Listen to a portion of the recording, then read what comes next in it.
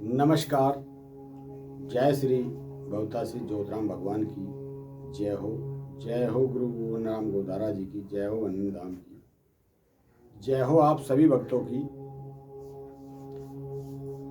तो आज हम बाबा का अपने श्री ज्योतिराम भगवान के इस सत्संग का भाग 3 लेकर आपके सामने फिर हाजिर हैं। तो आइए चलते हैं बगैर विलंब किए महाराज के इस सत्संग की तरफ।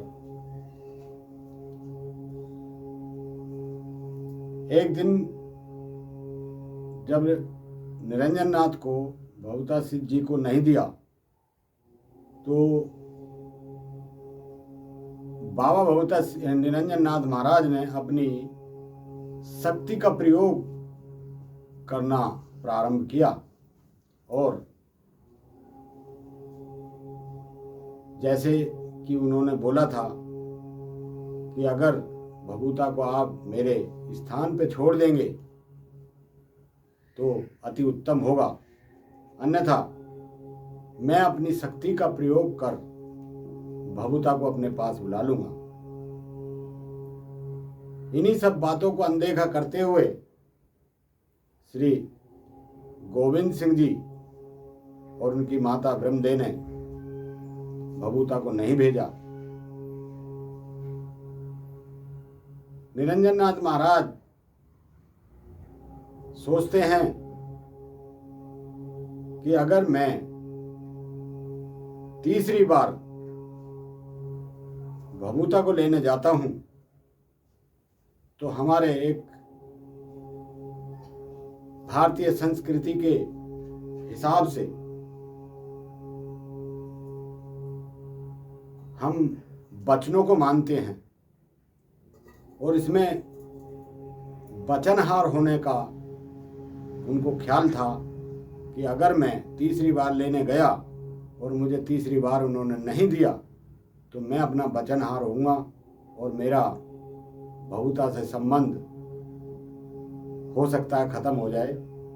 तो इसी चीज को ध्यान में रखते हुए निरंजन नाथ महाराज ने अपनी शक्ति को प्रयोग करते हुए भभूता को अपने पास बुलाने का निर्णय ले लिया। जब उन्होंने निर्णय ले लिया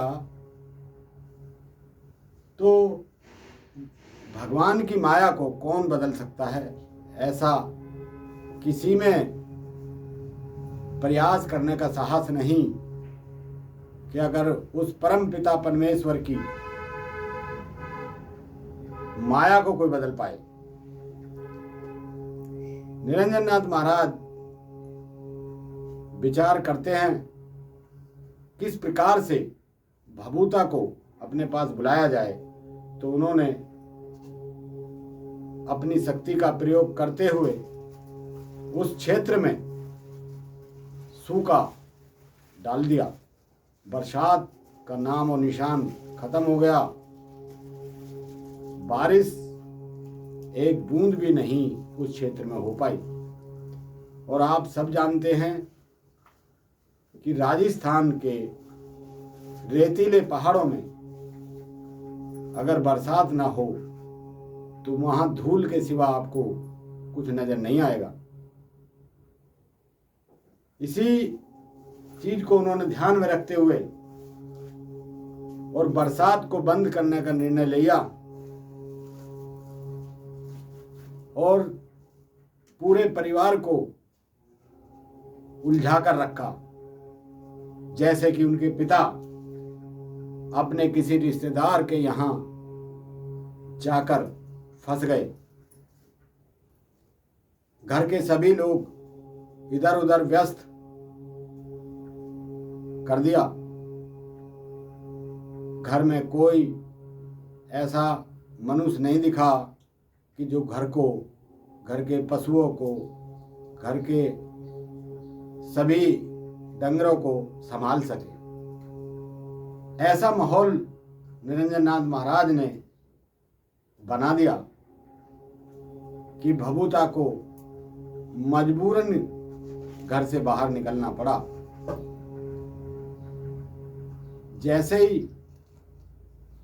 ये माहौल बना तो भभूता की माता श्री ब्रह्मदेव जी भभूता को बोलती हैं कि बेटा, तुम्हारे बाबा यहाँ नहीं हैं, घर में कोई ऐसा साधन नहीं जिससे हम अपने पशुओं को चारा पानी देकर जीवित रख सकें।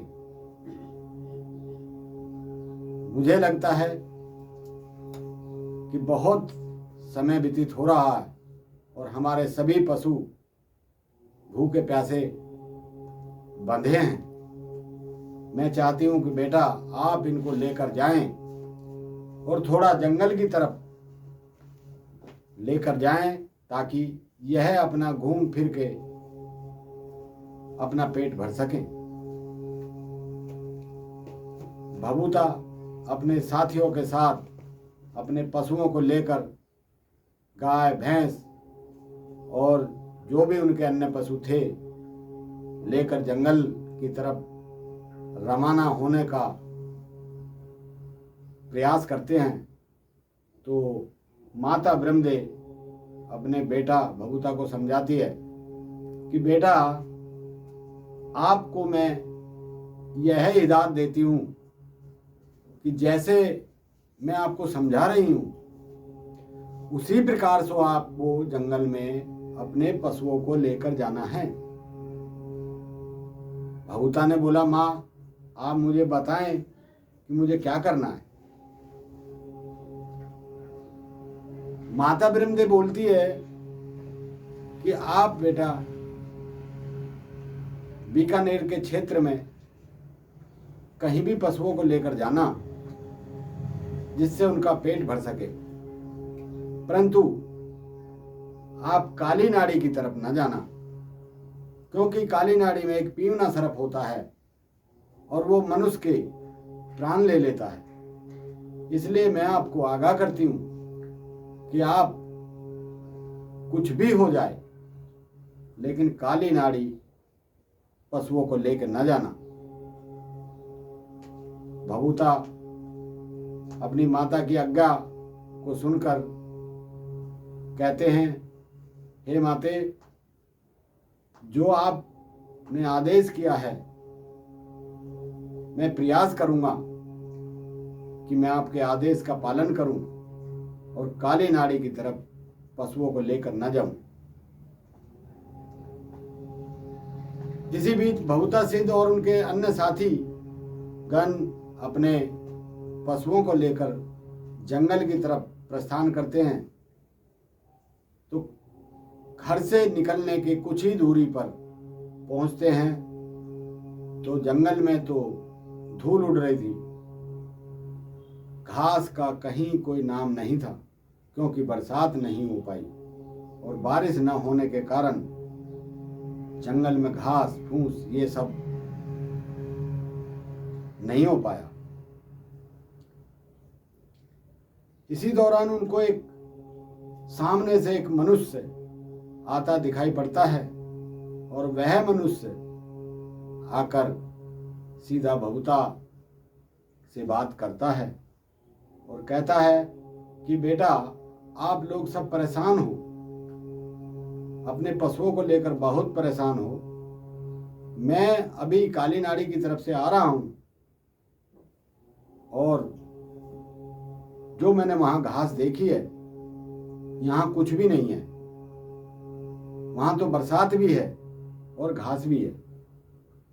आप मेरी बात मानो तो आप इन पशुओं को लेकर काली नाड़ी की तरफ जाएं, आपके पशु बहुत जल्द पेट भर सकते हैं।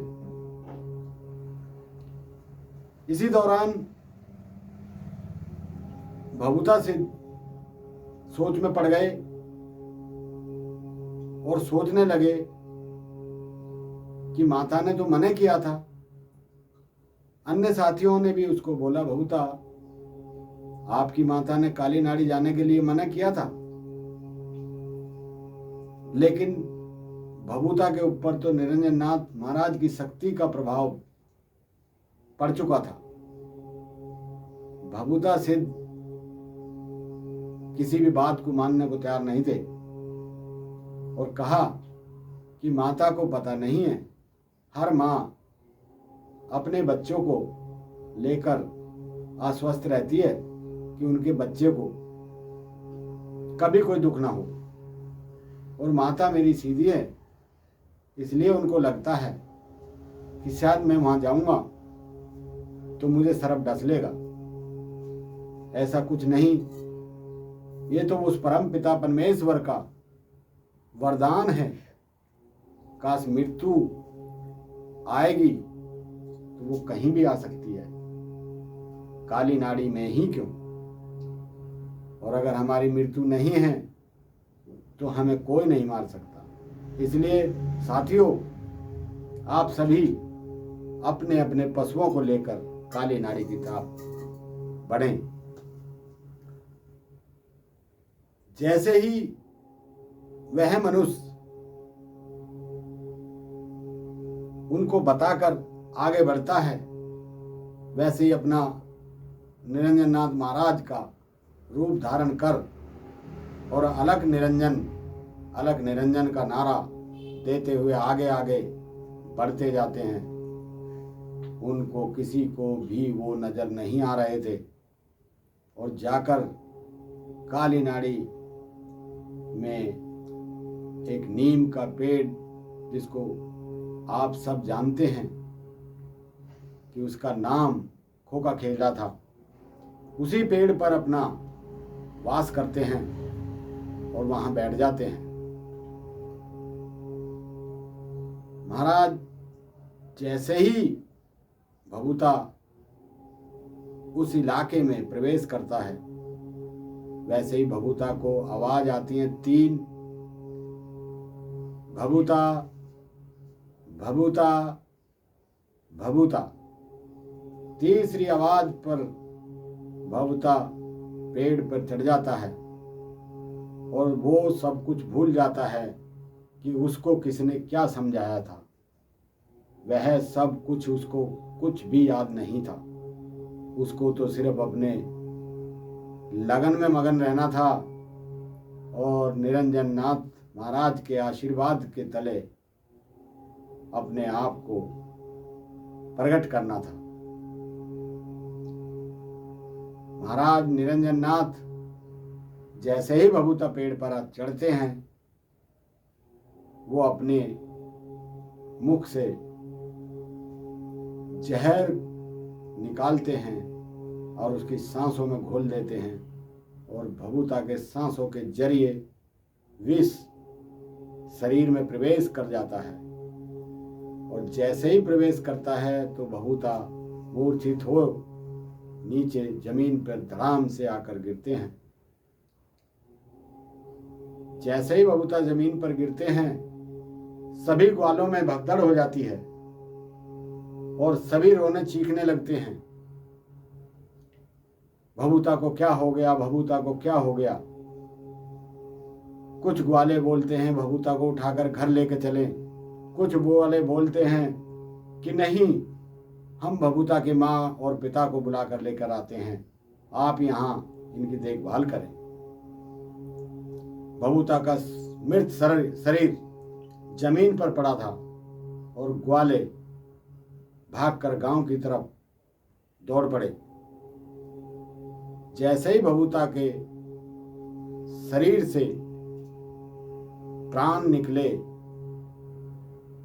और प्राण निकलते सीधे अपने माता ब्रह्मदेव के पास पहुंचे और जाकर जैसे एक आम इंसान खड़ा होकर अपनी माता पिता से बात करता है, उसी प्रकार से भभूता जाकर अपनी माता से बात कर रहे थे। हे माते, मुझे भूख लगी है, मैं भूखा हूं, मुझे दूध पिलाओ। माता दौड़ी दौड़ी जाती है, एक दूध का गिलास लाकर भभूता को पिला देती है। जैसे ही भभूता से दूध पीते हैं और कहते हैं, माते अभी हमारे पशु जंगल में हैं, मैं भूख के कारण मुझे आना पड़ा, मुझे अभी वापस जाना है। भभूता वापस लौटते हैं। उसी प्रकार उसी समय ग्वाले वहाँ आ धमकते हैं और कहते हैं, चिल्लाते हैं, रोते हैं, पीटते हैं, हे माते, हे ब्रह्मदेव माँ, हे गोविंद सिंह जी, अरे बाबा, जो भी उन्होंने कहा उनको चिल्लाया और पुकारा और आकर उनसे सारा हाल बताया कि आपके भभूता को सर्प ने डस लिया है और भभूता का मृत शरीर काली नाड़ी में पड़ा हुआ है। आप सभी जल्दी से जल्दी चलें। माता पछाड़ खा जाती है, माता रोने लगती है, विलाप करती है, अरे मेरे भभूता, मैंने तुझे मना किया था बेटा काली नाड़ी न जाना, लेकिन तूने मेरी बात को अनसुना कर अपने प्राण त्याग दिए। मुझे तो पहले से ही संदेह था कि अगर तू काली नाड़ी जाएगा तो वो बाबा आपको नहीं छोड़ेगा। इसी दौरान गांव में धीरे धीरे पता लगा और सभी लोग गांव के काली नाड़ी की तरफ दौड़ पड़ते हैं। जैसे जैसे काली नाड़ी की तरफ पड़ते हैं लोग सभी विलाप करते हुए, चिल्लाते हुए, रोते हुए पहुंचते हैं और जाकर क्या देखते हैं कि बाबा भभूता सिद्ध का शरीर जमीन पर पड़ा हुआ था।